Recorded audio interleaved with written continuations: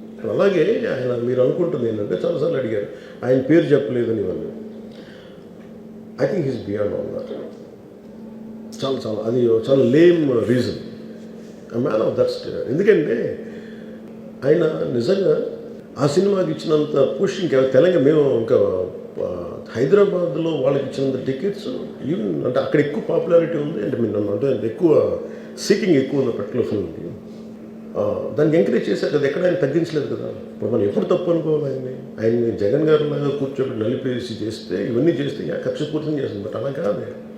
అంటే Telugu he stood by Telugu film industry. ఈ particular ఫిల్మ్కి హీ గేవ్ బెనిఫిట్ షోస్, డబ్బులు ఇచ్చారు, దానికి డబ్బులు పెంచారు. The gain a lot of momentum of it. Is a Congress man.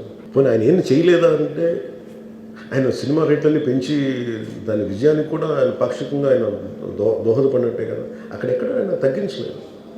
And వీళ్ళందరూ కూడా ఆయన చిన్నప్పటి నుంచి తిరిగిన ఆయన అదే జూబ్లీ హిల్స్లో ఆయన ఉన్నప్పుడు ఆయన చుట్టుపక్కల తిరిగిన వాళ్ళు. He appreciates them, he respects dum.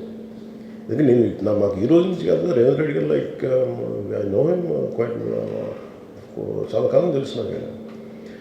And always he drops the name Ram Charan కానీ మిగతా హీరోస్ కానీ ఎవరైనా సరే ఇంక్లూడింగ్ రాణాతో సహా ఆ జూబ్లీ హిల్స్ ఏరియాలో తిరుగుతున్నప్పుడు ఈయన కొంచెం సూపర్ సీనియర్ అనుకోండి వీళ్ళందరికీ.